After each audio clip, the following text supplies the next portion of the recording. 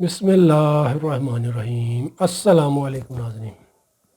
आज का हम हकीम शाहिद इकबाल आपकी खिदमत हाज़िर हैं बहुत ही ज़बरदस्त और आसान से नुस्खे के साथ। आज का हमारा नुस्खा है सांस की बीमारी के लिए।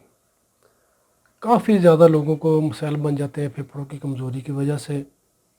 सांस के मसाइल लग जाते हैं, फेफड़ों में रेशा बन जाती है, गले में रेशा बन जाती है, सांस फूलता है। ये ऐसे मरीज़ जो कहते हैं कि जैसे ही मौसम तब्दील होता है उन्हें ये सांस के मसाइल लग जाते हैं, उसके लिए भी नहायत मुफीद नुस्खा है। ये ऐसे भाई अफराद जो कहते हैं कि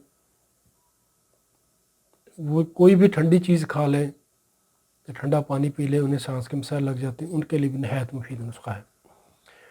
करना कुछ यूँ के नाज़रीन करम, आपने 1 चम्मच लेना है प्याज का पानी, 1 चम्मच प्याज का पानी, बड़ी इलायची जिसको इलायची कलाम बोलते हैं, 1 अदद इलायची, उसके जो अंदरूनी दाने वो आपने निकाल लेने हैं।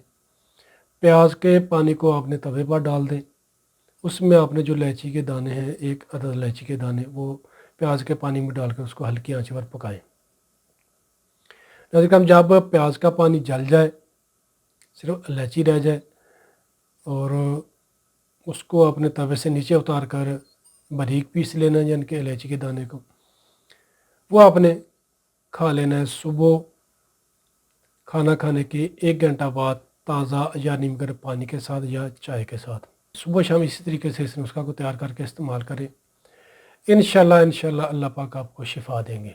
इस नुस्खा को आप 3 दिन लगातार इस्तेमाल कर लें, इंशाल्लाह जो सांस का मसला वो अल्लाह पाक के हुक्म से आपका कवर हो जाएगा, यानी कि ठीक हो जाएगा। बादी खानों से परहेज़ किया करें और 5 वक्त की नमाज़ पाबंदी के साथ पढ़ा करें।